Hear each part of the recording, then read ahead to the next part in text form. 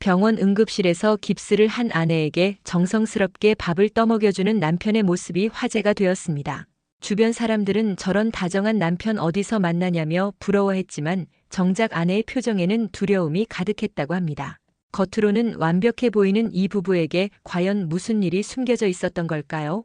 10년간 지속된 은밀한 고통과 두 아이의 상처, 그리고 한 여성의 용기 있는 선택까지. 완벽한 가면 뒤에 감춰진 진실과 마침내 찾은 진정한 자유에 관한 이야기를 지금부터 여러분께 전해드리겠습니다. 여기서 잠깐 더 많은 이야기와 재미있는 콘텐츠를 놓치지 않으시려면 지금 바로 구독과 좋아요를 눌러주세요.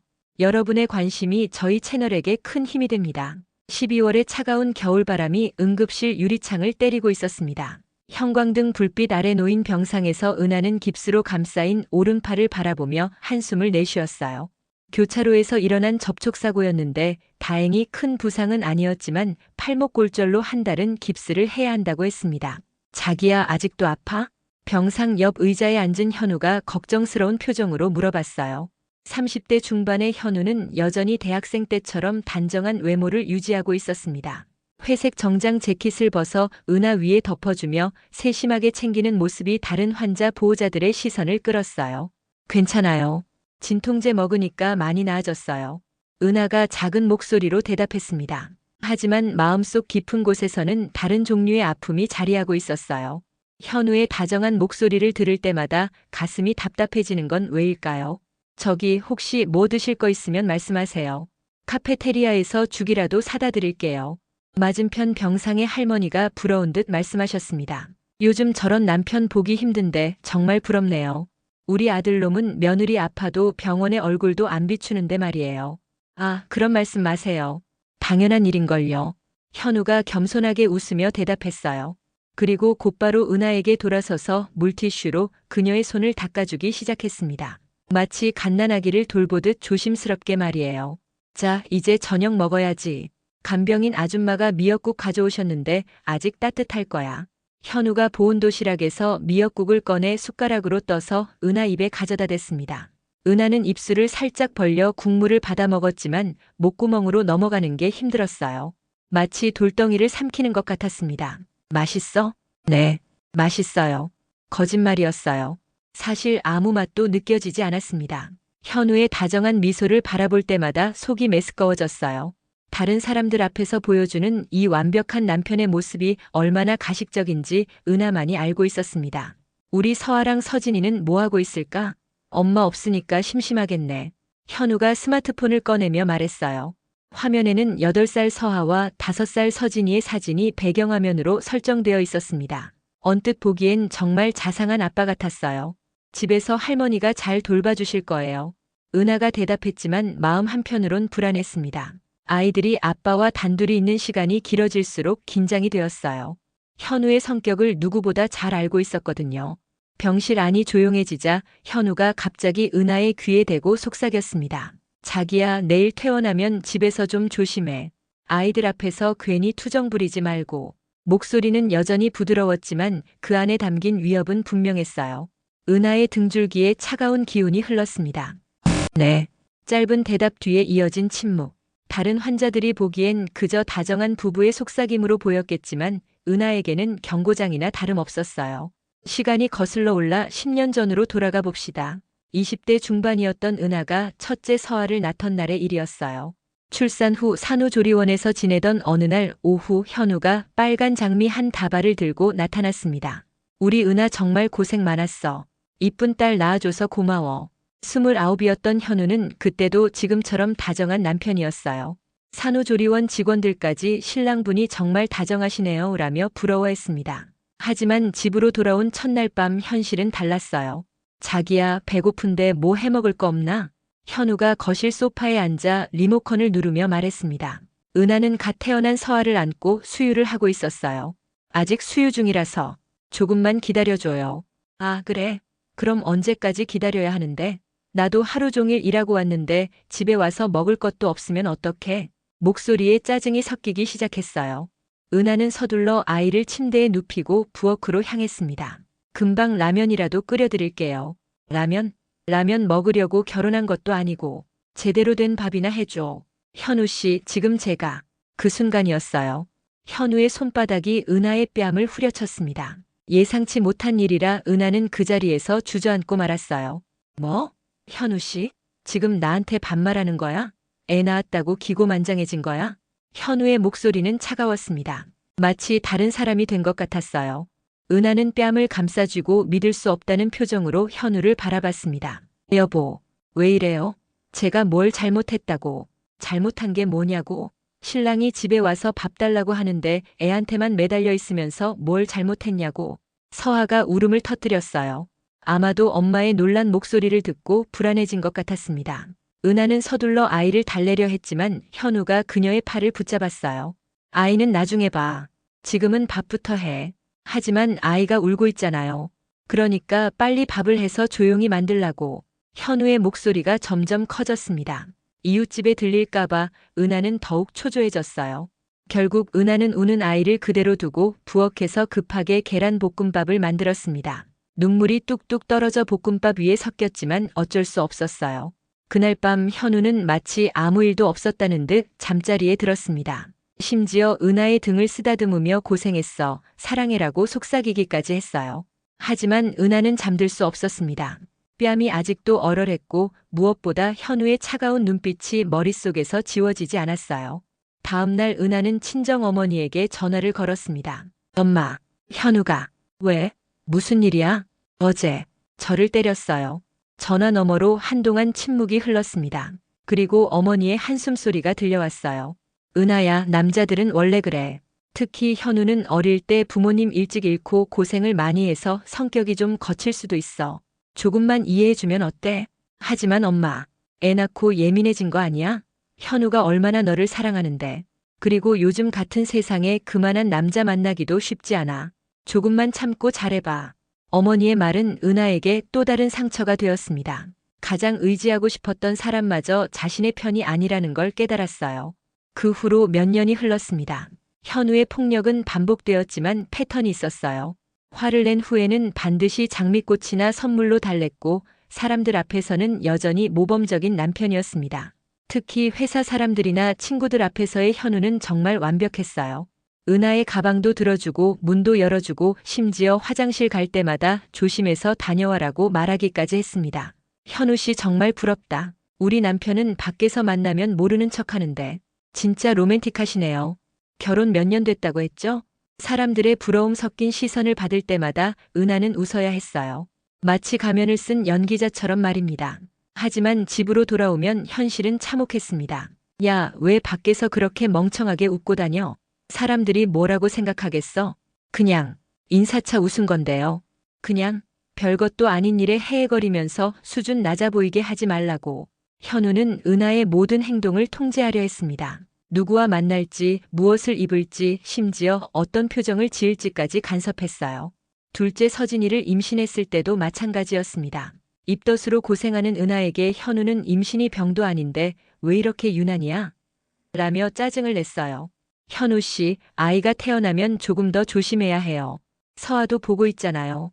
뭘 조심해? 내가 뭘 잘못했다는 거야? 현우는 자신의 행동이 잘못되었다는 걸 인정하지 않았습니다. 오히려 은하가 예민하게 구는 것처럼 몰아갔어요. 서진이가 태어난 후에는 상황이 더 복잡해졌습니다. 두 아이를 돌보느라 지친 은하에게 현우의 요구는 더욱 가혹해졌어요. 애들 때문에 집안이 항상 어수선하네. 좀 깔끔하게 정리 좀 해놔. 아이들이 놀고 있어서 그래요. 조금만 기다리시면. 기다리긴 뭘 기다려. 당장 치우라고. 현우의 목소리가 높아지자 서아가 무서워하며 은하 뒤로 숨었습니다. 겨우 4살이었던 서아는 아빠의 화난 목소리를 들을 때마다 온몸을 움츠려 들었어요. 아빠, 무서워요. 뭐가 무서워? 아빠가 뭘 했다고? 현우는 서아에게도 날카로운 목소리로 말했습니다. 아이는 더욱 엄마 품에 파고들며 울음을 터뜨렸어요. 이런 일들이 반복되면서 은하는 점점 지쳐갔습니다. 밤에 잠들기 전에는 항상 내일은 어떤 일이 일어날지 걱정이 앞섰어요. 현우가 회사에서 좋지 않은 일이 있었던 날에는 더욱 조심스러워졌습니다. 그러던 어느 날 은하의 동생 민지가 집에 놀러 왔어요. 언니 많이 마른 것 같은데 괜찮아? 그래. 요즘 애들 키우느라 좀 바빴어. 민지는 20대 후반의 직장인으로 언니와는 달리 자유롭게 살고 있었습니다. 언니의 모습을 보며 뭔가 이상하다는 걸 느꼈어요. 형부는 어떻게 지내세요? 잘 지내지. 회사 일로 바쁘고. 그때 현우가 회사에서 돌아왔습니다. 민지 왔구나. 안 그래도 언니 걱정하고 있었는데 잘 됐네. 현우는 평소처럼 밝게 인사했습니다. 민지 앞에서는 여전히 좋은 형부였어요. 언니가 요즘 좀 피곤해 보이던데 괜찮죠? 그러게. 내가 좀 더 도와줘야겠어. 아무래도 애둘 키우느라 힘들죠. 현우의 대답은 완벽했습니다. 민지는 의심할 여지가 없었어요. 하지만 민지가 돌아간 후에는 달랐습니다. 동생한테 뭔 소리 한 거야? 아무 말도 안 했어요. 그럼 왜 자꾸 너 걱정한다고 하는 거야? 괜히 오해받을 만한 행동하지 말라고. 현우는 은하가 다른 사람들에게 자신에 대한 이야기를 할까봐 늘 신경을 곤두세웠습니다. 그래서 은하의 인간관계도 점점 제한되었어요.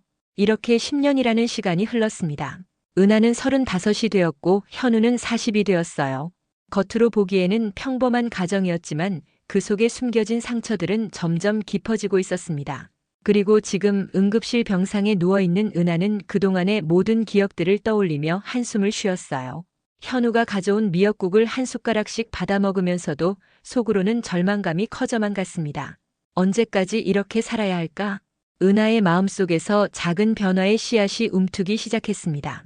병원에서 돌아온 지 사흘째 은하는 깁스를 한 채로 집안일을 하고 있었습니다. 30평 아파트의 거실에서 한 손으로 청소기를 밀고 있는 모습이 어색해 보였지만 현우는 신경 쓰지 않았어요. 자기야, 오늘 회사에서 김 부장님 부부 저녁 초대했어. 7시까지 준비할 수 있지? 현우가 넥타이를 매며 말했습니다. 승진을 앞두고 있는 그에게는 상사와의 만남이 매우 중요했어요. 네, 할 수 있을 거예요. 은하가 조심스럽게 대답했습니다. 깁스 때문에 요리하기가 쉽지 않았지만 거절할 수는 없었어요. 그리고 오늘은 특히 조심해. 김 부장님 부인이 까다로우시거든. 괜한 실수해서 나 망신시키지 마. 현우의 목소리에 경고의 의미가 담겨 있었습니다. 은하는 고개를 끄덕이며 부엌으로 향했어요. 오후 내내 한 손으로 음식을 준비하느라 진땀을 뺐습니다. 갈비찜, 잡채, 동그랑땡, 나물 반찬까지. 평소 같으면 어렵지 않은 일이었지만 깁스를 한 상태에서는 모든 것이 힘들었어요. 엄마 아파요? 5살 서진이가 부엌 문가에서 걱정스럽게 물어봤습니다. 괜찮아, 서진아. 엄마는 괜찮아. 은하가 아이를 안심시키려 웃어 보였지만 서진이는 여전히 불안해했어요. 8살 서하는 방에서 조용히 책을 읽고 있었는데 요즘 들어 유독 말수가 줄어든 것 같았습니다. 저녁 7시 김 부장 부부가 도착했어요. 50대 초반의 김 부장은 온화한 인상이었고 부인은 단아한 차림에 품격 있는 분위기를 풍겼습니다. 어머, 다치셨네요. 괜찮으세요? 김 부장 부인이 은가의 깁스를 보며 걱정스러워했어요. 아, 별것 아니에요. 조금 부주의해서 그만. 우리 집사람이 좀 덜렁대는 편이라서요. 현우가 웃으며 끼어들었습니다.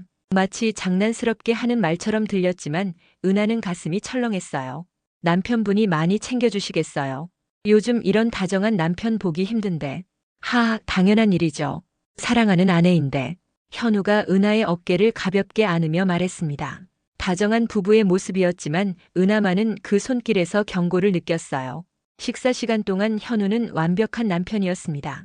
은하의 물컵이 비면 채워주고 음식을 집어주고 심지어 깁스 때문에 불편하다며 직접 음식을 잘라주기까지 했어요. 정말 부럽네요. 우리 남편은 집에서 이런 적 한 번도 없어요. 김 부장 부인이 부러워하며 말했습니다. 아, 그런 말씀 마세요. 현우 씨가 원래 이래요. 저는 정말 좋은 사람 만난 것 같아요. 은하도 웃으며 대답했지만 속으로는 구역질이 날 것 같았습니다. 이 모든 것이 연기라는 걸 알고 있었거든요. 아이들은 어떻게 지내요? 엄마가 아프니까 많이 걱정하겠네요. 네, 서하와 서진이 모두 걱정을 많이 해요. 특히 서하는 엄마 생각이 많은 아이라서. 아이들 한번 봐도 될까요? 김 부장 부인의 제안에 현우가 먼저 나섰습니다. 서하야, 서진아, 이리 와서 인사드려. 아이들이 방에서 나와 어색하게 인사를 했어요. 서하는 엄마 옆에 바짝 붙어서서 손님들을 바라봤고 서진이는 아빠 뒤에 숨어 있었습니다. 아이고, 얼마나 예쁜지. 엄마 아빠를 닮아서 참 착해 보이네요. 감사합니다. 평소에는 더 활발한데 오늘은 낯을 가리네요. 현우가 서하의 머리를 쓰다듬으며 말했습니다. 하지만 서하는 아빠의 손길에 몸을 움츠렸어요. 손님들이 돌아간 후 현우의 표정이 달라졌습니다. 아이들 왜 저래? 인사도 제대로 못하고. 아직 어려서 그래요. 낯선 사람들이 와서. 낯선 사람? 내 상사분들인데 무슨 낯선 사람이야? 평소에 예의 교육을 제대로 안 시키니까 저렇게 되는 거지. 현우의 목소리가 점점 커졌습니다. 아이들은 이미 방으로 들어가 문을 닫았지만 아빠의 화난 목소리가 들릴 것 같았어요. 앞으로는 미리미리 말해서 손님 오시면 어떻게 해야 하는지 가르쳐놔. 네, 알겠어요. 은하가 고개를 숙이며 대답했습니다. 온종일 한 손으로 준비한 음식, 완벽하게 해낸 접대에 대한 고마움이나 격려는 없었어요. 오직 잘못한 점만 지적당했습니다. 다음 날 아침 현우는 회사에 가면서 장미 한 송이를 은하에게 건네주었어요. 어제 고생했어. 김 부장님이 음식 정말 맛있었다고 하시더라. 정말요? 은하의 눈에 잠깐 기쁨이 스쳤습니다. 응.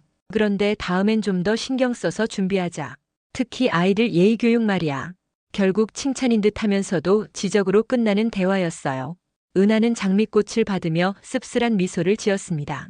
그날 오후 서하가 학교에서 돌아왔는데 표정이 좋지 않았어요. 서하야, 무슨 일 있었어? 엄마, 오늘 학교에서 발표하는데 실수했어요. 서하가 작은 목소리로 말했습니다. 그래? 어떤 실수? 중간에 글자를 빼먹어서. 선생님이 다시 하라고 하셨는데 더 떨려서 잘 안 됐어요. 8살 아이치고는 너무 걱정이 많은 것 같았어요. 은하는 서하를 안아주며 달래주려 했습니다. 괜찮아. 실수는 누구나 하는 거야. 다음엔 더 잘할 수 있을 거야. 하지만 서하는 쉽게 안심하지 못했어요. 손톱을 물어뜯는 습관도 요즘 들어 더 심해졌습니다. 은하가 손을 보니 손톱 주변이 빨갛게 부어 있었어요. 서하야, 손톱 물어뜯으면 안 돼. 세균이 들어가서 아플 수 있어. 죄송해요, 엄마. 저도 모르게. 아이가 미안해하는 모습을 보니 마음이 아팠습니다. 분명 스트레스 때문일 거예요. 집안 분위기가 아이들에게도 영향을 주고 있는 것 같았습니다. 저녁 때 현우가 돌아왔어요. 오늘은 기분이 좋아 보였습니다. 오늘 김 부장님이 나 칭찬하시더라. 어제 우리 집에서 식사하고 좋은 인상 받으셨나 봐. 정말 다행이에요. 그래서 내가 생각해봤는데 다음 주에 팀장님도 모셔보는 게 어때? 승진건 때문에 좋은 관계 유지해야 하거든. 은하의 표정이 어두워졌습니다. 아직 깁스도 풀지 않은 상태에서 또 다른 접대를 해야 한다는 부담감이 컸어요. 그런데 제가 아직 팔이 그 정도로 못할 것도 없잖아. 어제도 잘했고. 현우는 은하의 사정을 고려하지 않았습니다. 자신의 출세가 더 중요했어요. 그날 밤 아이들을 재우고 나서 은하는 현우와 대화를 시도해봤습니다. 현우 씨, 요즘 서하가 많이 예민한 것 같아요. 학교에서도 실수하고 손톱도 물어뜯고. 그러게. 내가 뭐라고 했잖아. 평소에 멘탈 교육을 시켜야 한다고. 아이가 아직 어린데 너무 스트레스 받는 것 같아요. 스트레스? 뭔 스트레스를 받아? 먹을 것, 입을 것 다 해주는데. 현우는 아이들의 감정적인 부분은 전혀 이해하지 못했습니다. 물질적인 것만 제공하면 충분하다고 생각했어요. 그게 아니라 집안 분위기가 어쨌다는 거야? 우리 집이 뭐가 문제라는 거야? 현우의 목소리가 높아지기 시작했습니다. 은하는 더 이상 말하기가 어려워졌어요. 아니에요. 그냥 아이가 좀 예민해 보여서. 결국 내 탓이라는 거네. 내가 아이들한테 뭘 잘못했다는 거야? 그런 뜻이 아니에요. 하지만 현우는 이미 화가 나 있었습니다. 은하가 자신을 비판한다고 느꼈어요. 항상 그렇네. 뭔가 문제가 생기면 다 내 탓이야. 내가 밖에서 얼마나 힘들게 일하는지는 생각도 안 하고. 현우 씨, 목소리 좀 낮춰주세요. 아이들이 들어요. 아이들? 지금 아이들 걱정할 때야? 남편한테 이런 식으로 말하면서 현우가 은하의 팔을 거칠게 잡았습니다. 깁스한 팔이라 더욱 아팠어요. 아파요. 아프긴 뭐가 아파.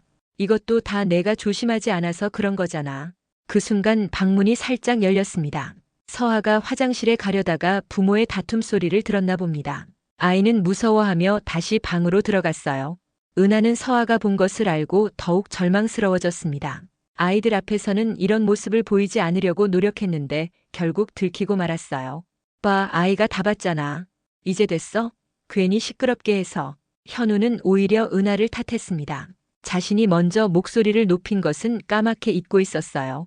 다음 날 아침 서하의 상태가 더 안 좋아 보였습니다. 아침을 거의 먹지 않았고 학교 가기 싫다고 했어요. 서하야, 왜 학교 가기 싫어? 어디 아픈 거야? 배가 아파요. 하지만 열도 없고 다른 증상도 없었습니다. 아마 스트레스성 복통인 것 같았어요. 그냥 학교 보내. 꾀병 부리는 거야. 현우가 신문을 읽으며 말했습니다. 하지만 아이가 아프다고 하는데. 아프긴 뭐가 아파. 학교 가기 싫어서 그러는 거지. 이렇게 약하게 키우면 나중에 어떻게 살아? 결국 서아는 울먹이며 학교에 갔습니다. 은하는 아이를 보내면서 가슴이 아팠어요. 오후에 학교에서 전화가 왔습니다. 서아 어머님, 서아가 수업 중에 실수를 해서 바지에 실례를 했어요. 깨끗한 옷 가져와 주실 수 있을까요? 은하는 깜짝 놀랐습니다. 서아가 그런 실수를 한 건 처음이었어요. 급하게 옷을 챙겨서 학교로 향했습니다. 서아야, 괜찮아? 보건실에서 만난 서아는 울먹이고 있었어요. 엄마, 창피해요. 친구들이 다 봤어요. 괜찮아. 실수는 누구나 할 수 있어. 하지만 마음속으로는 걱정이 컸습니다. 8살 아이가 이런 실수를 한다는 것은 상당한 스트레스를 받고 있다는 신호였어요. 집으로 돌아와서 은하는 현우에게 이 일을 말해야 할지 고민했습니다. 말하면 또 서아를 혼낼 것이 뻔했거든요. 하지만 현우가 먼저 알아챘습니다. 왜 서아가 저렇게 풀이 죽어 있어? 뭔 일 있었나? 그게 학교에서 좀. 은하가 조심스럽게 상황을 설명했습니다. 뭐? 바지에 쌌다고? 8살이 뭔 그런 짓을 해? 현우의 목소리에 짜증이 섞였습니다. 아이가 많이 놀랐을 거예요. 스트레스 때문일 수도 있고. 스트레스? 또 그 소리야? 그냥 정신력이 약한 거지. 이렇게 약하게 키우면 나중에 사회생활 어떻게 해? 현우는 서아를 불러 세웠습니다. 서아야, 이리 와. 서아가 무서워하며 아빠 앞에 섰어요. 학교에서 왜 그런 실수를 했어? 부끄럽지도 않아? 죄송해요, 아빠. 죄송하다고 해서 될 일이야? 앞으로 이런 일 없게 조심해. 알겠어? 서아가 고개를 끄덕였지만 눈물이 글썽였어요.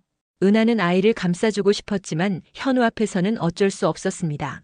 그날 밤 서아는 악몽을 꾸며 울먹였어요. 은하가 아이를 달래주려 했지만 쉽게 진정되지 않았습니다. 한편 5살 서진이도 변화를 보이기 시작했습니다. 평소 활발했던 아이가 점점 공격적으로 변해가고 있었어요. 어린이집에서도 연락이 왔습니다. 서진이 어머님, 서진이가 요즘 친구들과 자주 다투는 것 같아요. 오늘도 친구를 밀어서 넘어뜨렸거든요. 정말요?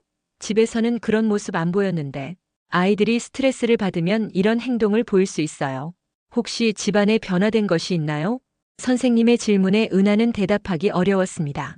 집안의 갈등 상황을 어떻게 설명할 수 있을까요? 특별한 건 없는데. 제가 다쳐서 조금 바쁘긴 했어요. 아, 그렇구나요. 그래도 한번 아이와 자세한 대화를 해보시고 필요하면 상담실에도 한번 오세요. 전화를 끊고 나서 은하는 한숨을 쉬었습니다. 아이들이 하나둘씩 무너져가고 있었어요. 그날 저녁 현우에게 서진이 이야기를 했습니다. 서진이가 어린이집에서 친구를 때렸다고 하네요. 뭐? 서진이가? 네. 선생님이 요즘 좀 공격적이 됐다고. 그래? 그럼 잘 됐네. 현우의 반응은 의외였습니다. 네. 남자아이가 좀 세야지. 너무 순하기만 하면 나중에 당하고 살아. 적당히 세게 키우는 게 좋아. 은하는 믿을 수 없었습니다. 5살 아이의 폭력적 행동을 오히려 좋게 보다니요. 하지만 다른 아이를 다치게 하면 안 되잖아요. 다치게 했다는 게 아니라 그냥 밀었다는 거잖아. 애들 장난치다 보면 그럴 수도 있는 거지. 현우는 서진이의 행동을 대수롭지 않게 여겼습니다. 오히려 남자답다며 칭찬하기까지 했어요. 하지만 은하는 불안했습니다. 서진이가 아빠의 행동을 보고 배우는 것 같았거든요. 폭력으로 문제를 해결하는 모습을 말이에요. 며칠 후 또 다른 사건이 일어났습니다. 서진이가 어린이집 선생님에게 바보라고 말했다는 연락이 왔어요. 서진아, 선생님한테 왜 그런 말을 했어? 은하가 아이를 달래며 물어봤습니다. 선생님이 싫어요. 자꾸 혼내요. 그래도 선생님한테 나쁜 말하면 안 되지. 아빠도 엄마한테 나쁜 말해요. 서진이의 대답에 은하는 할 말을 잃었습니다. 아이가 모든 것을 보고 있었구나 싶었어요. 이 일을 현우에게 말했을 때도 반응은 마찬가지였습니다. 선생님이 먼저 혼냈으니까 그런 거 아니야? 서진이가 잘못한 것도 없는데 괜히 혼내면 기분 나쁘지. 하지만 어른한테 그런 말은 어른이라고 해서 무조건 맞는 건 아니야. 요즘은 선생님들도 문제 있는 사람 많다고. 서진이가 자기 주장하는 건 좋은 거야. 현우는 아이의 문제 행동을 정당화했습니다. 은하는 답답했어요. 시간이 지날수록 아이들의 상태는 더 악화되었습니다. 서아는 밤마다 악몽을 꾸고 서진이는 점점 더 공격적이 되어갔어요. 어느 날 은하는 혼자 조용히 울고 있었습니다. 아이들이 잠든 후 거실에 앉아서 말없이 눈물을 흘렸어요. 이렇게 살면 안 되는데, 아이들까지 망가지고 있는데, 하지만 어떻게 해야 할지 모르겠었습니다. 현우 없이 아이 둘을 키울 자신도 없었고 경제적으로도 독립할 수 있을지 확신이 서지 않았어요. 그때 핸드폰이 울렸습니다. 동생 민지로부터 온 메시지였어요. 언니, 요즘 어때? 많이 바빠? 이번 주말에 아이들 데리고 놀러 나올래? 민지의 따뜻한 메시지를 보며 은하는 더욱 눈물이 났습니다. 동생에게라도 털어놓고 싶었지만 현우가 싫어할 것이 뻔했어요. 은하는 조심스럽게 답장을 보냈습니다. 고마워, 민지야. 요즘 좀 바빠서 다음에 시간 날 때 만나자. 메시지를 보내고 나서 또다시 한숨이 나왔습니다. 가장 가까운 사람에게조차 솔직하게 말할 수 없는 현실이 너무 답답했어요. 밤이 깊어갈수록 은하의 마음속 절망감은 더욱 깊어졌습니다. 아이들을 위해서라도 뭔가 변화가 필요하다는 것을 알고 있었지만 그 첫걸음을 내딛기가 너무 어려웠어요. 깁스를 푼 지 한 달이 지났지만 은하의 마음속 상처는 여전히 아물지 않고 있었습니다. 오히려 시간이 지날수록 상황은 더욱 악화되고 있었어요. 서하의 손톱 물어뜯기는 이제 버릇이 되어버렸습니다. 손가락 끝이 늘 빨갛게 부어 있었고 밤에는 이불을 뒤집어 쓰고 손톱을 깎는 소리가 들렸어요. 은하가 아무리 말려도 소용이 없었습니다. 서하야, 또 손톱 물어뜯었구나. 이러면 정말 안 돼. 죄송해요, 엄마. 저도 모르게. 8살 아이의 눈에 늘 불안한 기색이 어려 있었어요. 학교에서도 집중을 못하고 친구들과 어울리는 것도 점점 어려워했습니다. 며칠 전에는 더 심각한 일이 일어났어요. 수학 시간에 칠판 앞에서 문제를 풀다가 틀렸는데 그 순간 바지에 실수를 한 거였습니다. 두 번째였어요. 서하 어머님, 아이가 많이 위축되어 있는 것 같아요. 한번 전문가와 상담을 받아보시는 게 어떨까요? 담임 선생님이 조심스럽게 제안했습니다. 상담이요? 네. 아이들이 이런 증상을 보일 때는 보통 환경적인 스트레스가 원인인 경우가 많거든요. 은하는 선생님의 말을 들으며 가슴이 철렁했어요. 혹시 집안 상황을 의심하는 건 아닐까 하는 생각이 들었습니다. 집으로 돌아와서 이 일을 현우에게 말해야 할지 고민했어요. 하지만 숨길 수도 없는 일이라 조심스럽게 꺼냈습니다. 현우 씨, 오늘 서하 담임 선생님이 상담을 받아보자고 하시는데. 상담? 무슨 상담? 현우가 신문에서 고개를 들며 날카롭게 물었습니다. 아이 심리 상담이요. 서하가 요즘 너무 예민해서. 심리 상담? 그딴 거 왜 받아? 우리 아이가 정신병자야? 현우의 목소리가 높아졌습니다. 그런 게 아니라 아이가 스트레스를 받고 있는 것 같다고. 스트레스? 또 그 소리네. 먹을 것 입을 것 다 해주는데 무슨 스트레스를 받는다는 거야? 현우는 아이의 정서적 문제를 전혀 이해하지 못했습니다. 물질적으로 부족함이 없으면 아무 문제가 없다고 생각했어요. 선생님이 환경적인 요인이 있을 수 있다고 하시더라고요. 환경적 요인? 그게 뭔 뜻이야? 우리 집 환경이 뭔 문제라는 거야? 현우는 점점 예민해졌습니다. 혹시 자신의 행동이 문제가 되는 건 아닌지 의심스러워했어요. 아마 단순히 새 학급에 적응하는 과정일 수도 있어요. 은하가 서둘러 무마하려 했지만 현우는 이미 화가 나 있었습니다. 그럼 처음부터 그렇게 말하지. 괜히 상담 어쩌고 하면서 우리 가족을 문제 가족으로 만들려고 하네. 그날 밤 현우는 서하를 불러 세웠어요. 서하야, 학교에서 선생님한테 우리 집 이야기 하지 마. 알겠어? 네. 집에서 있는 일을 학교에 가서 떠들지 말라는 뜻이야. 다른 집도 다 마찬가지야. 집안일은 가족끼리만 아는 거야. 서하가 무슨 말인지 완전히 이해했는지는 모르겠지만 고개를 끄덕였어요. 하지만 아이의 눈빛은 더욱 불안해 보였습니다. 한편 서진이의 문제는 더 심각해지고 있었어요. 어린이집에서 연락이 올 때마다 은하는 마음이 철렁했습니다. 서진이가 또 친구를 때렸어요. 이번에는 좀 세게 밀어서 아이가 넘어져 무릎을 다쳤거든요. 정말 죄송합니다. 집에서 혼내겠습니다. 그리고 선생님한테도 바보 선생님이라고 소리를 질렀어요. 다른 아이들 앞에서요. 은하는 얼굴이 빨개졌습니다. 5살 아이가 어른한테 그런 말을 한다니요. 집으로 돌아와서 서진이를 조용히 앉혔습니다. 서진아, 오늘 어린이집에서 무슨 일이 있었는지 엄마한테 말해볼래? 몰라요. 서진이가 뾰로통하게 대답했어요. 친구를 밀어서 다치게 했다던데? 그 친구가 먼저 제 장난감 뺏어갔어요. 그래도 친구를 밀면 안 되지. 다치면 어떡해? 아빠는 나쁜 사람 때려도 된다고 했어요. 서진이의 말에 은하는 할 말을 잃었습니다. 현우가 언제 그런 말을 했는지 기억이 났어요. 며칠 전 뉴스를 보다가 범죄 뉴스가 나왔을 때였습니다. 저런 나쁜 놈들은 맞아도 싸지. 서진아, 나중에 나쁜 사람 만나면 무서워하지 말고 때려야 해. 알겠어? 그때는 그냥 지나갔는데 5살 아이가 그 말을 그대로 받아들인 것 같았어요. 서진아, 아빠 말씀은 정말 나쁜 사람한테만 해당하는 거야. 친구는 나쁜 사람이 아니잖아. 그럼 누가 나쁜 사람이에요? 아이의 순수한 질문에 은하는 답하기 어려웠습니다. 서진이에게는 장난감을 뺏은 친구도 나쁜 사람이었을 거예요. 그날 저녁 현우에게 이 일을 말했을 때 역시 예상대로 반응했습니다. 친구가 먼저 장난감을 뺏었으면 서진이가 화낼 만하지. 요즘 애들이 너무 순하게만 자라서 문제야. 하지만 다른 아이를 다치게 하면 안 되잖아요. 조금 밀었다는 거잖아. 그게 뭐 큰일이야? 남자아이들끼리 놀다 보면 그럴 수도 있는 거지. 현우는 여전히 서진이의 폭력적 행동을 정당화했습니다. 그리고 선생님한테도 예의에 어긋나는 말을 했다고 하더라고요. 선생님이 뭐라고 했는데? 서진이를 혼냈나 봐요. 그럼 기분 나쁠 만하지. 자기는 잘못한 것도 없는데 혼나면. 현우의 논리는 항상 똑같았어요. 서진이의 행동은 정당하고 다른 사람들이 문제라는 식이었습니다. 이런 상황에서 은하는 점점 지쳐갔습니다. 아이들은 하루가 다르게 문제 행동을 보였고 현우는 전혀 협조적이지 않았어요. 어느 날 오후 은하는 혼자 조용히 앉아서 생각에 잠겼습니다. 이대로 가다가는 아이들이 정말 돌이킬 수 없을 정도로 망가질 것 같았어요. 그때 현우가 일찍 퇴근해서 들어왔습니다. 표정이 좋지 않아 보였어요. 오늘 회사에서 무슨 일 있었어요? 팀장 승진해서 떨어졌어. 현우가 소파에 털썩 앉으며 말했습니다. 정말요? 왜요? 김 과장이 올라갔어. 나보다 경력도 짧은 놈이. 현우의 목소리에 분노가 섞여 있었습니다. 다음 기회가 있을 거예요. 다음 기회? 언제? 또 몇 년을 기다리라는 거야? 현우는 점점 흥분하고 있었습니다. 은하는 조심스럽게 달래려 했어요. 너무 속상해하지 마세요. 현우 씨 실력이면 분명. 실력?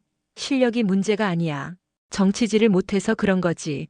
현우가 리모컨을 던지며 소리쳤습니다. 리모컨이 벽에 부딪혀 산산조각 났어요. 현우 씨, 아이들이 놀라요. 서하와 서진이가 방에서 나와 무서워하며 바라보고 있었습니다. 아이들, 지금 그게 중요해? 아빠가 얼마나 힘든지도 모르면서. 현우는 아이들을 보고도 화를 가라앉히지 않았습니다. 아이들 방에 들어가 있어. 은하가 아이들에게 말했지만 서하와 서진이는 무서워서 움직이지 못했어요. 왜 안 들어가? 얼른 들어가. 현우가 아이들에게 소리치자 서하가 울음을 터뜨렸습니다. 아빠, 무서워요. 뭐가 무서워? 아빠가 뭘 했다고? 현우는 자신의 행동이 아이들에게 어떤 영향을 주는지 전혀 모르고 있었어요.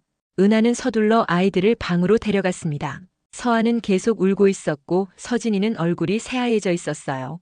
괜찮아, 아빠가 그냥 화가 나서 그런 거야. 하지만 아이들을 달래는 은하의 목소리도 떨리고 있었습니다. 거실로 돌아오니 현우는 맥주를 마시고 있었어요. 현우 씨, 아이들 앞에서는 뭐? 아빠가 힘들어도 티내면 안 된다는 거야? 그런 게 아니라. 그럼 뭐야? 나도 사람인데 화날 때 화내면 안 돼? 현우의 목소리가 다시 높아졌습니다. 화내는 건 이해하는데 방식이 어쨌다는 거야? 내가 뭘 잘못했다는 거야? 현우가 맥주병을 탁자에 3개 내려놓았습니다.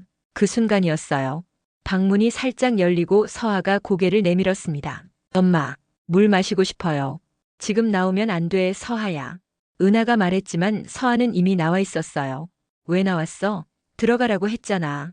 현우가 서하를 보고 짜증을 냈습니다. 물만 마시고 들어갈게요. 서하가 무서워하며 말했습니다. 물은 나중에 마셔. 지금은 들어가 있어. 하지만 목이 말라요. 말라면 참아.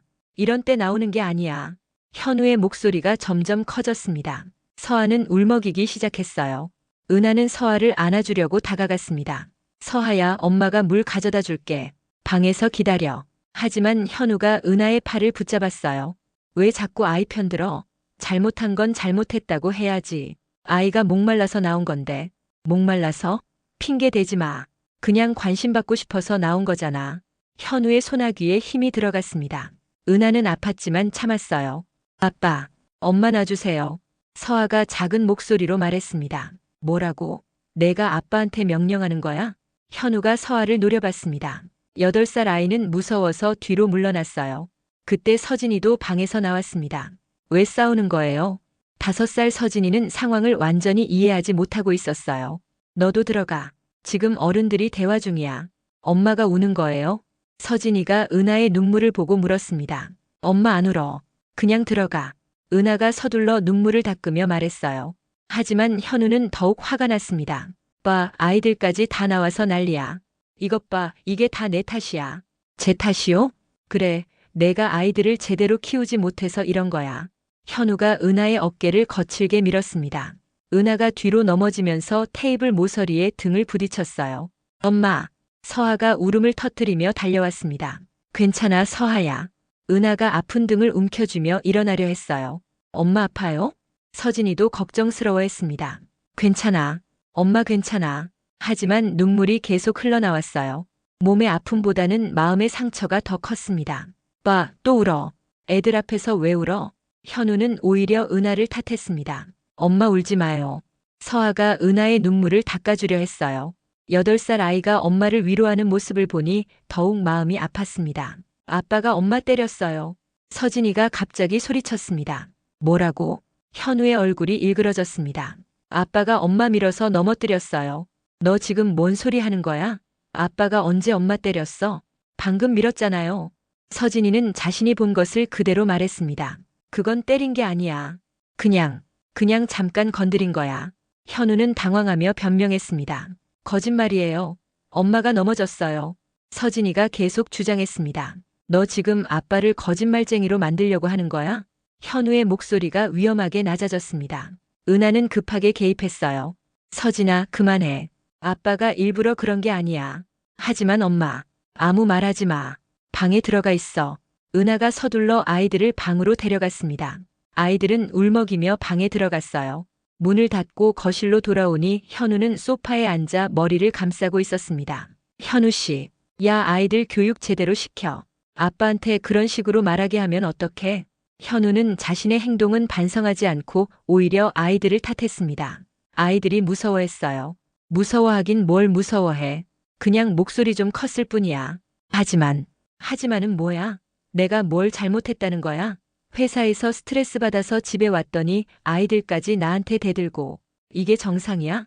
현우는 모든 책임을 다른 사람에게 돌렸습니다. 자신은 피해자라고 생각했어요. 그날 밤 아이들을 재우고 나서 은하는 혼자 울었습니다. 등이 아직도 아팠고 마음은 더욱 아팠어요. 이제 정말 한계야. 아이들까지 이렇게 되면. 은하의 마음속에서 변화에 대한 갈망이 더욱 커졌습니다. 하지만 어떻게 시작해야 할지 막막했어요. 며칠 후 민지에게서 연락이 왔습니다. 언니, 오랜만에 카페에서 만날까? 아이들 데리고 와도 돼. 은하는 잠시 망설였습니다. 현우가 싫어할 것 같았지만 너무 답답한 마음에 만나기로 했어요. 카페에서 민지를 만났을 때 민지는 은하의 변화를 바로 눈치챘습니다. 언니 많이 마른 것 같은데 혹시 아픈 거야? 아니야. 그냥 좀 바빠서. 정말? 뭔가 기운이 없어 보이는데. 민지의 걱정스러운 시선에 은하는 마음이 흔들렸습니다. 서하와 서진이는 카페 한쪽에서 조용히 놀고 있었어요. 하지만 평소보다 훨씬 위축되어 보였습니다. 아이들도 좀 조용하네. 원래 이렇게 얌전했나? 민지가 아이들을 보며 말했습니다. 요즘 좀 컨디션이 안 좋아서. 은하가 대충 얼버무렸습니다. 언니, 혹시 집에서 뭔 일 있어? 뭔가 이상해. 민지의 직감은 정확했습니다. 하지만 은하는 쉽게 말할 수 없었어요. 별일 없어. 그냥 애들 키우느라 좀 힘들고. 형부는 도움 안 돼? 요즘 남편들도 많이 도와주던데. 현우 씨는 회사 일이 바빠서. 은하의 대답이 어색했습니다. 그때 서진이가 갑자기 울음을 터뜨렸어요. 엄마, 집에 가기 싫어요. 왜? 왜 집에 가기 싫어? 민지가 서진이에게 물었습니다. 아빠가 무서워요. 서진이의 말에 은하는 얼굴이 하얘졌습니다. 서진아, 그런 말하는 거 아니야. 은하가 서둘러 서진이를 달랬습니다. 언니, 이게 무슨 말이야? 민지의 표정이 심각해졌습니다. 아니야. 아이가 요즘 좀 예민해서 그래.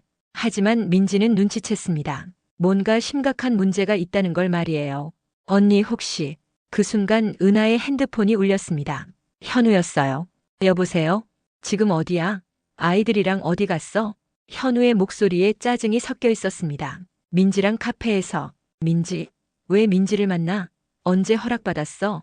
그냥 오랜만에 만나자고 해서. 그냥 남편한테 말도 안 하고 전화 너머로 현우의 화난 목소리가 들렸습니다. 민지도 눈치챌 수 있을 정도였어요. 지금 당장 집에 와. 저녁 준비해야지. 알겠어요. 전화를 끊고 나서 은하는 민지를 바라봤습니다. 언니, 이게 뭐야? 형부가 왜 저래? 아니야. 그냥 저녁 준비 때문에. 하지만 민지는 확신했습니다. 언니에게 뭔가 심각한 일이 일어나고 있다는 걸 말이에요. 언니, 나한테 솔직히 말해줘. 형부가 언니한테 뭐라는 거야? 민지의 직접적인 질문에 은하는 울음이 터져 나왔습니다. 민지야, 나는. 하지만 끝까지 말하지 못했어요. 너무 오랫동안 혼자 견뎌온 일이라 어떻게 표현해야 할지 몰랐습니다. 언니 괜찮아. 천천히 말해. 민지가 은하의 손을 잡아주었습니다. 그 따뜻함에 은하는 더욱 울음이 나왔어요. 하지만 시간은 기다려주지 않았습니다. 현우가 기다리고 있을 거였고 늦으면 또 화를 낼 것이 분명했어요. 미안해, 민지야. 나 먼저 가봐야겠어. 언니 잠깐만. 하지만 은하는 서둘러 아이들을 데리고 카페를 나왔습니다. 집으로 가는 길에 서아가 조용히 물어봤어요. 엄마 아빠한테 혼나는 거예요? 아니야. 그냥 저녁이 늦어져서. 하지만 아이들도 알고 있었습니다. 집에 돌아가면 또 다른 고통이 기다리고 있다는 걸 말이에요. 집으로 돌아가는 길 은하의 마음은 무거웠습니다. 아이들도 평소보다 조용했어요. 서아는 엄마 손을 꽉 잡고 있었고 서진이는 계속 뒤를 돌아보며 불안해했습니다. 엄마, 아빠 화났어요? 서진이가 작은 목소리로 물었습니다. 아니야, 그냥 저녁 준비가 늦어져서 그래. 하지만 은하의 목소리도 떨리고 있었어요. 현관문을 열고 들어가니 현우가 거실 소파에 앉아 기다리고 있었습니다. 표정이 좋지 않았어요. 왜 이렇게 늦었어? 미안해요. 민지가 오랜만이라서. 오랜만이면 뭐야? 집안일도 안 하고 밖에서 놀고 다니면 돼? 현우의 목소리에 짜증이 섞여 있었습니다. 아이들 저녁 먹어야 하는데 뭐 해 먹지? 금방 만들게요. 은하가 서둘러 부엌으로 향하려 했지만 현우가 말을 멈추지 않았어요. 그리고 민지한테 뭔 말했어? 아무 말도 안 했어요. 정말? 아까 전화해서 목소리가 이상하던데. 현우는 의심스러워했습니다. 은하가 민지에게 집안 이야기를 했을까봐 걱정되는 거였어요. 정말 아무 말도 안 했어요. 그냥 아이들 이야기만. 아이들 이야기? 무슨? 서아가 학교 잘 다니고 서진이가 어린이집에서. 그런 거 말고 다른 거. 혹시 우리 집 이야기 한 거 아니야? 현우의 눈빛이 날카로워졌습니다. 안 했어요. 왜 그런 얘기를 해요? 은하가 부정했지만 현우는 쉽게 믿지 않았어요. 서아와 서진이는 방으로 들어가라는 말도 없이 조용히 방으로 향했습니다. 아이들도 이런 분위기가 익숙해져 버린 것 같았어요. 앞으로 민지 만나지 마. 현우가 갑자기 말했습니다. 왜요? 왜긴 뭐야? 괜히 이상한 오해받을 만한 일 만들지 말라고. 오해요? 무슨 오해를 받는다는 거예요? 은하가 당황하며 물었습니다. 모르겠어? 요즘 여자들끼리 모이면 남편 욕하기 바쁘잖아. 괜히 우리 가족까지 그런 소리 듣게 하지 말라고. 현우의 말에는 자신의 행동이 발각될까 하는 두려움이 숨어 있었어요. 민지는 그런 아이가 아니에요. 그런 아이가 아니긴. 아직 결혼도 안 해봐서 모르는 거지. 나중에 시집 가면 똑같을 거야. 현우는 민지를 깎아내리며 은하와의 만남을 차단하려 했습니다. 그날 저녁, 늦은 저녁을 준비하느라 은하는 진땀을 뺐어요. 간단한 찌개와 반찬을 차려놓고 가족들을 불렀습니다. 서하야, 서진아, 밥 먹자. 아이들이 나와서 식탁에 앉았어요. 평소보다 조용했습니다. 오늘 뭐 했어? 현우가 아이들에게 물어봤지만 대답이 없었어요. 왜 대답 안 해? 아빠가 물어봤잖아. 카페에서 놀았어요. 서하가 작은 목소리로 대답했습니다. 카페에서 뭐 했는데? 그냥 음료수 마시고. 그냥 고모랑 뭔 얘기했어? 현우는 아이들에게까지 캐묻고 있었어요. 별 얘기 안 했어요. 서진이가 대답했습니다. 정말? 엄마 아빠 얘기는 안 했고? 아이들이 당황하는 모습을 보며 은하는 가슴이 아팠습니다. 현우 씨, 아이들한테까지 그런 걸 물어보는 건 뭐가 어때서? 우리 아이들인데 물어보면 안 돼? 현우는 자신의 행동을 정당화했습니다. 식사 시간 내내 분위기는 어색했어요. 아이들은 밥도 제대로 못 먹고 계속 눈치를 봤습니다. 며칠 후 은하에게 충격적인 소식이 전해졌어요. 현우가 또 다른 승진 기회에서 제외되었다는 거였습니다. 이번에도 안 됐어. 현우가 집에 와서 말했습니다. 이미 술을 마신 것 같았어요. 왜요? 이번엔 가능성이 높다고 했잖아요. 가능성? 그딴 건 없어. 다 정해진 거야. 나 같은 사람은 아무리 열심히 해도 소용없어. 현우는 자포자기 상태였습니다. 너무 낙담하지 마세요. 다음 기회는 또 언제야? 나이 40이 넘어서 언제까지 이럴 거야? 현우의 목소리가 점점 커졌습니다. 술 냄새도 더 심해졌어요.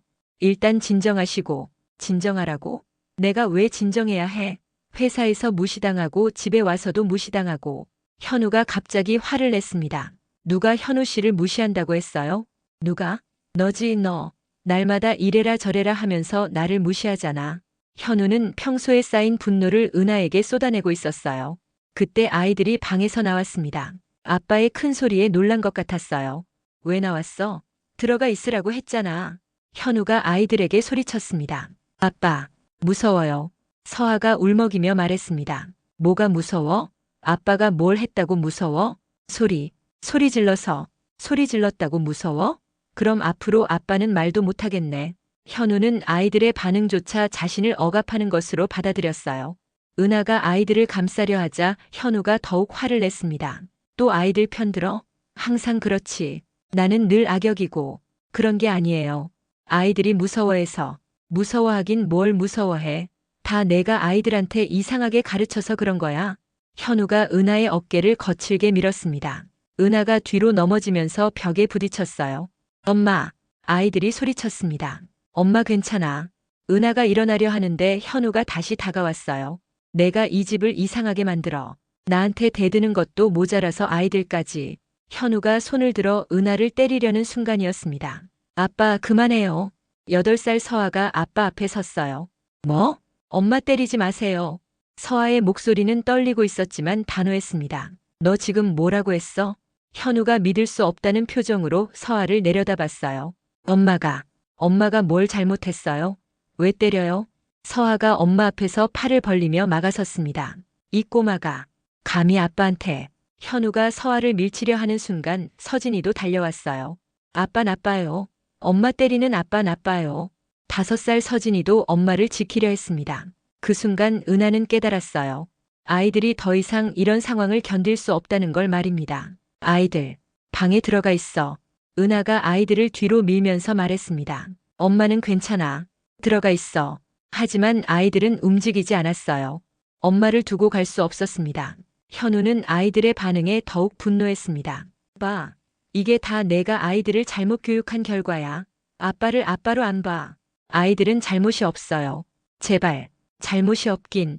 아빠한테 대드는 게 잘못이 아니야? 현우가 벨트를 풀기 시작했어요. 오늘은 확실히 가르쳐야겠어. 은하는 공포에 사로잡혔습니다. 현우가 벨트로 자신을 때리려는 걸 보며 절망감이 밀려왔어요.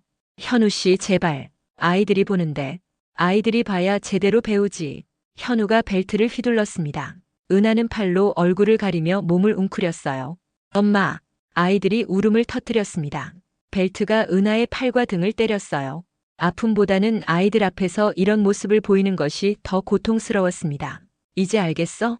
누가 이 집의 가장인지. 현우가 거칠게 숨을 몰아쉬며 말했습니다. 그런데 그때였어요.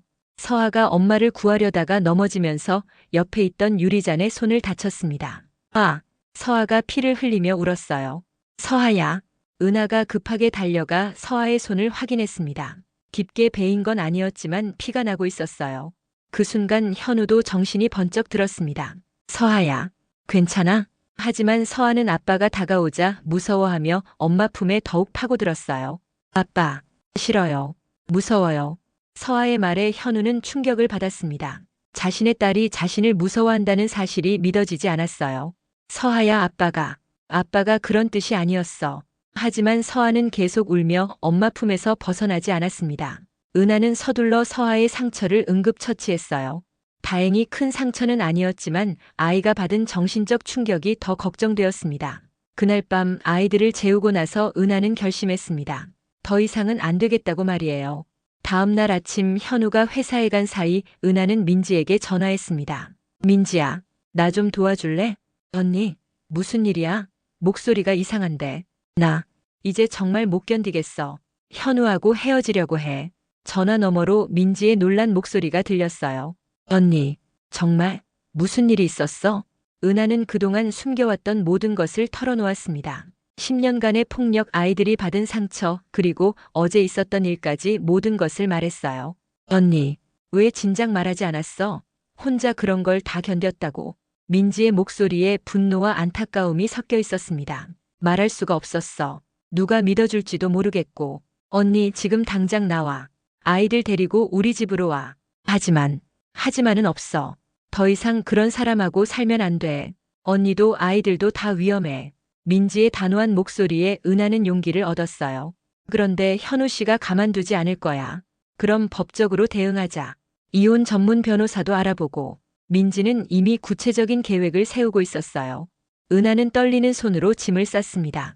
아이들 옷가지와 필요한 물건들만 간단히 가방에 넣었어요. 엄마 어디 가요? 서아가 물어봤습니다. 고모 집에 잠깐 놀러 가자. 아빠는 안 가요? 아빠는 회사에 가셔야 해. 서아는 더 묻지 않았어요. 아마도 무슨 일인지 어렴풋이 알고 있는 것 같았습니다. 민지의 집에 도착했을 때 민지는 은하와 아이들을 따뜻하게 맞아주었어요. 언니 잘 결정했어. 이제 새로운 시작이야. 하지만 은하의 마음은 복잡했습니다. 결혼한 지 10년 그동안의 모든 것을 버리고 새로 시작한다는 게 쉽지 않았어요. 오후에 현우에게서 전화가 왔습니다. 어디야? 집에 왜 아무도 없어? 민지 집에 있어요. 왜? 언제 허락받았어? 현우의 목소리에 짜증이 섞여 있었습니다. 현우 씨, 우리 이야기 좀 해야겠어요. 무슨 이야기? 앞으로 같이 살 수 없을 것 같아요. 전화 너머로 잠시 침묵이 흘렀습니다. 뭐라고? 무슨 소리야? 이혼하고 싶어요. 은하의 목소리는 떨리고 있었지만 단호했습니다. 이혼? 갑자기 무슨 소리야? 미쳤어? 현우는 믿을 수 없다는 반응을 보였어요. 갑자기가 아니에요. 오래 생각해온 일이에요. 생각해왔다고? 언제부터? 아이들까지 망가지고 있잖아요. 더 이상은 안 돼요. 은하의 목소리에 결연한 의지가 담겨 있었습니다. 아이들이 뭐가 망가져? 멀쩡하지 않아요. 서아는 매일 손톱을 물어뜯고 서진이는 폭력적이 되어가고 이 모든 게 우리 때문이에요. 우리 때문? 내 때문이라는 거야? 현우의 목소리가 높아졌습니다. 현우 씨도 저도 우리 관계가 건강하지 않아요. 건강하지 않다니. 무슨 드라마를 봤다고 이런 소리를 해? 현우는 은하의 결정을 진지하게 받아들이지 않았어요. 지금 당장 집으로 와. 이상한 소리 그만하고. 안 가요. 뭐? 더 이상 그 집에서 살 수 없어요. 은하의 단호한 대답에 현우는 당황했습니다. 야, 너 정신 차려. 너 혼자 아이 둘을 어떻게 키울 건데? 경제적으로도 생각해봐. 현우는 은하의 경제적 불안감을 자극하려 했어요. 그건 제가 알아서 할 일이에요. 알아서 하긴. 너 돈 벌 줄 알아? 직장 경험도 없으면서. 현우의 말은 현실적이었지만 상처가 되었어요. 어떻게든 해볼게요. 해보긴 뭘 해봐. 현실을 몰라서 그런 소리 하는 거야. 하지만 은하의 결심은 흔들리지 않았습니다. 현우 씨, 저는 결정했어요. 아이들과 함께 새로운 삶을 살고 싶어요. 새로운 삶? 무슨 영화를 본 거야? 현실이 그렇게 만만하지 않아. 현우는 여전히 은하의 결정을 대수롭지 않게 여겼어요. 며칠 후에 변호사와 함께 연락드릴게요. 변호사? 야, 너 진짜.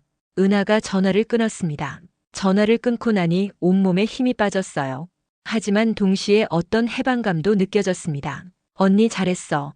민지가 은하의 어깨를 감싸주었어요. 정말 잘한 걸까?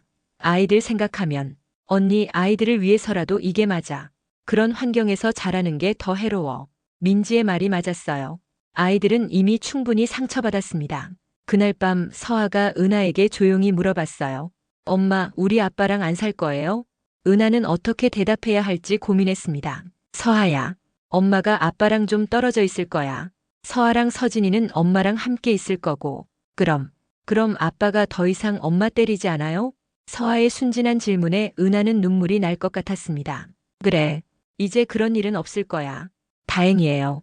저는 아빠가 엄마 때리는 게 제일 싫었어요. 8살 아이의 입에서 나온 말이라고 믿기 어려웠어요. 며칠 후 현우가 민지 집으로 찾아왔습니다. 은하야, 나와. 이야기하자. 문 앞에서 현우가 소리쳤어요. 은하는 문을 열고 나갔습니다. 현우의 모습은 평소와 달랐어요. 머리도 헝클어져 있고 며칠 수염을 깎지 않은 것 같았습니다. 자기야, 집에 가자. 내가 잘못했어. 현우가 무릎을 꿇으며 말했습니다. 현우 씨, 정말 미안해. 다시는 다시는 그런 일 없을 거야. 약속할게. 현우의 눈에 눈물이 맺혀 있었어요. 하지만 은하는 이미 이런 장면을 여러 번 봤었습니다. 현우 씨, 일어나세요. 아니야, 일어나지 않을 거야. 너희들이 집에 올 때까지. 현우는 계속 무릎을 꿇고 있었어요. 아빠. 그때 서하와 서진이가 나왔습니다. 아빠가 무릎 꿇고 있는 모습을 본 거예요. 아빠 왜 그래요? 서진이가 물어봤습니다. 서진아, 아빠가 잘못했어. 엄마한테 미안하다고 하는 거야. 현우가 아이들을 보며 말했어요. 그럼 이제 엄마 안 때려요? 서하가 조심스럽게 물어봤습니다. 안 때려. 절대 안 때릴 거야. 아빠가 약속할게. 현우가 서하의 손을 잡으려 했지만 서하는 뒤로 물러났어요. 서하야, 아빠야. 하지만 서하는 현우를 무서워했습니다. 서진이도 마찬가지였어요. 그 순간 은하는 확신했습니다. 이 결정이 옳다는 걸 말이에요. 현우 씨, 너무 늦었어요. 늦지 않았어. 아직 늦지 않았다고. 현우가 절망적으로 소리쳤어요. 아이들을 보세요. 아이들이 현우 씨를 어떻게 보는지. 은하의 말에 현우는 아이들을 바라봤어요. 서하와 서진이는 무서워하며 엄마 뒤에 숨어 있었습니다. 얘들아, 아빠가 정말 미안해. 하지만 아이들은 대답하지 않았어요. 현우 씨, 이제 그만 가세요. 변호사를 통해서 이야기하죠. 변호사? 우리가 왜 변호사를 통해서 이야기해야 해? 우리는 가족이잖아. 더 이상은 가족이 아니에요. 은하의 말은 차가웠지만 확고했습니다. 은하야, 제발. 현우가 마지막으로 애원했지만 은하는 돌아서서 집 안으로 들어갔어요. 문이 닫히고 나서 현우는 한동안 그 자리에 서 있었습니다. 그리고는 천천히 돌아서서 걸어갔어요. 그날 밤 은하는 아이들과 함께 새로운 계획을 세웠습니다. 우리 새 집 구하자. 엄마랑 서하랑 서진이가 함께 살 집. 정말요? 서하의 눈빛이 밝아졌어요. 그래. 이제 새로운 시작이야. 며칠 후 변호사 사무실에서 이혼 절차를 진행했습니다. 현우도 변호사와 함께 왔어요. 양육권은 제가 가져가겠습니다. 은하가 말했습니다. 양육비는 꼬박꼬박 줄게. 현우가 작은 목소리로 말했어요. 그리고 면접권은 아이들이 원할 때만요. 강제로는 안 돼요. 은하가 단호하게 말했습니다. 현우는 고개를 끄덕였어요. 더 이상 반대할 수 없었습니다. 이혼 서류에 사인을 할 때 현우의 손이 떨렸어요. 은하야, 정말 후회 안 할 거야? 후회요? 왜 후회해요? 혼자 아이 둘 키우는 게 생각보다 힘들 거야. 그래도 지금보다는 나을 거예요. 은하의 대답에 현우는 할 말을 잃었어요. 서류에 마지막 사인을 하고 나서 10년간의 결혼 생활이 끝났습니다. 사무실을 나오면서 현우가 마지막으로 말했어요. 아이들한테 아빠가 나쁜 사람이라고 말하지는 마. 아이들 스스로 판단할 거예요. 은하의 대답은 담담했습니다. 현우는 더 이상 할 말이 없어 보였어요. 그렇게 두 사람은 각각 다른 길로 향했습니다. 한 달 후 은하는 아이들과 함께 새로운 집으로 이사했어요. 작은 투룸이었지만 평화로웠습니다. 엄마, 여기가 우리 집이에요? 서진이가 신기해하며 물어봤어요. 그래, 우리만의 집이야. 은하가 웃으며 대답했습니다. 서하는 새 집 곳곳을 돌아다니며 구경했어요. 예전 집보다 훨씬 작았지만 아이는 좋아하는 것 같았습니다. 엄마, 여기서는 무서운 일 없죠? 서하가 조심스럽게 물어봤어요. 없어. 이제 무서운 일은 절대 없을 거야. 은하가 서하를 꼭 안아주며 약속했습니다. 저녁에 간단한 저녁을 차려놓고 세 식구가 함께 앉았어요. 오랜만에 평화로운 식사 시간이었습니다. 맛있어요, 엄마. 서진이가 밥을 맛있게 먹으며 말했어요. 서진이가 잘 먹으니까 엄마도 기뻐. 은하도 오랜만에 마음 편히 밥을 먹을 수 있었어요. 그날 밤 아이들을 재우고 나서 은하는 혼자 앉아 생각했습니다. 경제적으로는 불안하지만 마음만은 한결 가벼워진 것 같았어요. 며칠 후 은하는 일자리를 구하기 시작했습니다. 10년 만에 하는 취업 준비라 쉽지 않았지만 포기하지 않았어요. 언니, 힘들면 언제든 말해. 도와줄게. 민지가 늘 격려해 주었습니다. 고마워, 민지야. 내가 없었으면 어떻게 했을까? 무슨 소리야? 당연한 일이지. 민지의 도움 덕분에 은하는 용기를 낼 수 있었어요. 한 달 후 은하는 동네 카페에서 아르바이트 자리를 구했습니다. 시간이 유연해서 아이들 돌볼 시간도 확보할 수 있었어요. 엄마가 일하러 가요? 서하가 물어봤어요. 그래. 엄마가 돈도 벌고 새로운 사람들도 만나고. 저희는 어떻게 해요? 서하는 학교 가고 서진이는 새 어린이집에 가는 거야. 아이들도 새로운 환경에 적응해 가고 있었습니다. 서아는 새 학교에서 친구도 사귀고 예전보다 훨씬 밝아졌어요. 손톱 물어뜯는 습관도 점점 나아지고 있었습니다. 서진이도 새 어린이집에서 문제없이 지내고 있었어요. 폭력적인 행동도 많이 줄어들었습니다. 서진이 어머님, 요즘 서진이가 많이 안정되었어요. 친구들과도 잘 어울리고 어린이집 선생님의 말에 은하는 안도했어요. 어느 날 저녁 서아가 은하에게 말했습니다. 엄마, 저는 지금이 좋아요. 왜? 아빠가 무서워서 떨지 않아도 되니까. 서아의 말에 은하는 자신의 결정이 옳았다는 걸 다시 한번 확신했어요. 서아야, 엄마도 지금이 좋아. 정말요? 정말이야. 우리 셋이서 이렇게 지내는 게 제일 좋아. 그날 밤 잠자리에서 서진이가 말했어요. 엄마, 아빠는 언제 와요? 서진이가 아빠 보고 싶어? 잘 모르겠어요. 무서운 아빠는 싫은데 착한 아빠면 좋겠어요. 5살 아이의 순수한 마음이 느껴졌어요. 서진아, 아빠는 서진이를 사랑해. 하지만 아빠는 화를 잘 내는 사람이야. 그래서 우리가 조금 떨어져 있는 거야. 그럼 아빠가 화 안 내게 되면 다시 같이 살아요?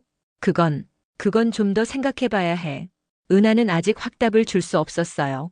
하지만 지금으로서는 이 상태가 가장 좋다고 생각했습니다. 몇 달이 지나면서 은하는 카페 일에도 익숙해졌고 아이들도 안정을 찾아갔어요. 경제적으로는 여전히 빠듯했지만 정신적으로는 훨씬 건강해졌습니다. 어느 날 현우에게서 연락이 왔어요. 아이들 좀 볼 수 있을까?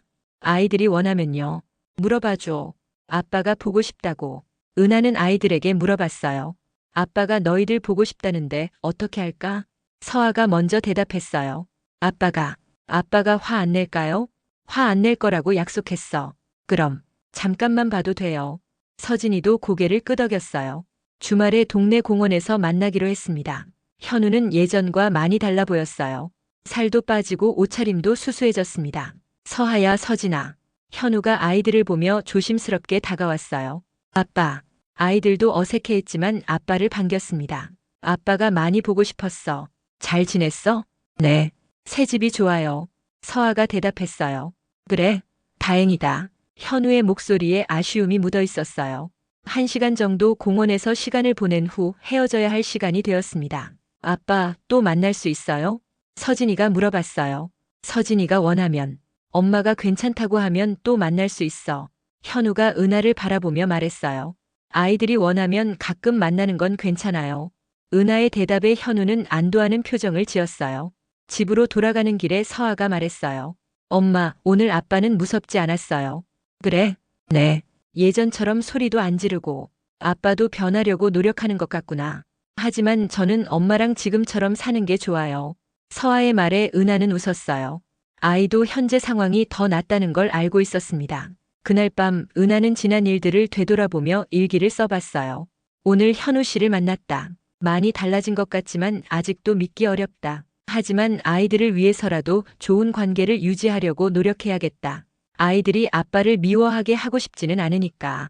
서하와 서진이가 점점 밝아지는 모습을 보면서 내 결정이 옳았다는 걸 느낀다. 아직 경제적으로는 힘들지만 마음만은 평화롭다. 앞으로 어떻게 될지 모르겠지만 최소한 아이들은 더 이상 폭력을 목격하지 않게 되었다. 그것만으로도 충분히 의미 있는 일이라고 생각한다. 몇 년이 흘러 은하는 카페에서 매니저로 승진했고 아이들도 건강하게 자라고 있었어요.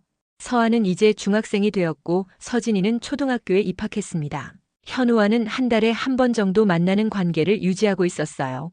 현우도 상담을 받으며 자신을 변화시키려 노력하고 있었습니다.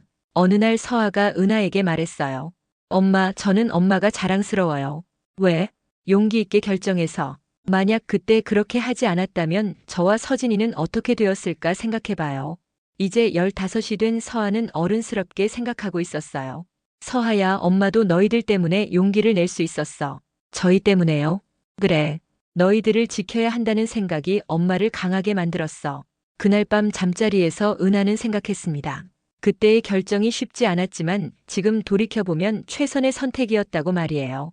폭력은 절대 사랑이 될 수 없고 아이들을 위해서라도 잘못된 관계를 지속해서는 안 된다는 걸 깨달았습니다.